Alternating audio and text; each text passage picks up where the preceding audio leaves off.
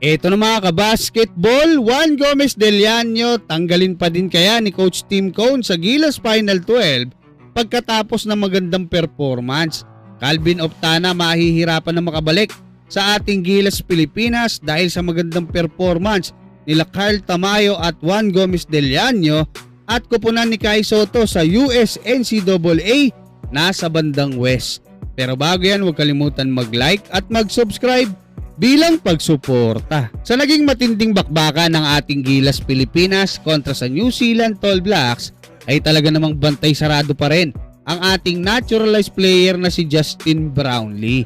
Kaya talagang obligadong may mag-step up na kahit sinong player sa ating Gilas Pilipinas, especially pagdating sa scoring, no?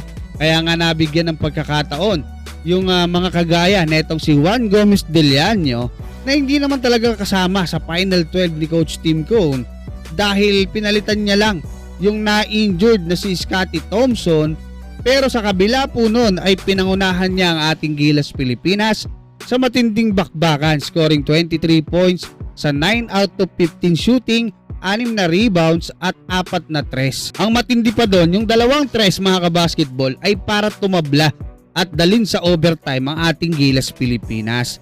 Yung opportunity na yan mga kabasketball ay nakuha din ni Carl Tamayo pagkawala ni Calvin Oftana na injured din, no? Na kung dati ay palima-limang minuto lang o 7, etong si Carl Tamayo umaabot po siya sa 26 minutes.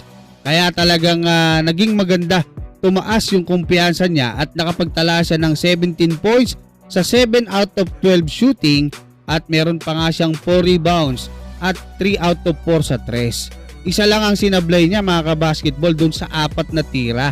Si Kevin Kiambao naman ipinakita na deserve niya talagang maging starting 5 o makasama sa starter ng ating Gilas Pilipinas, scoring 23 points sa 9 out of 16 shooting, 3 rebounds at 3 tres. Pwede siyang maging isa sa mga go-to guy ng ating Gilas Pilipinas dahil bukod sa shooter siya ay meron siyang playmaking ability. Maganda siya pumasa, mahusay siya. Yang 4 na yan mga kabasketball, may experience po yan sa international overseas, no?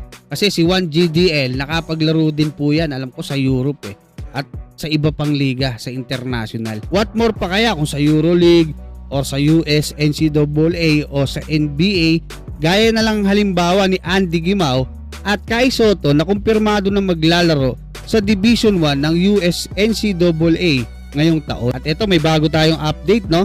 Total malapit naman nang i-announce ng bagong kupunan ni Kai Sotto kung saan siya maglalaro. Ang clue po na bago mga kabasketball nung nakaraan, 5 team yung binigay natin. Doon sa 5 na yon, nasa West po yung kanyang kupunan. So madali na pong hulaan mga kabasketball. Kayo, anong masasabi nyo hanggang dyan? Maraming salamat at God bless sa inyong lahat.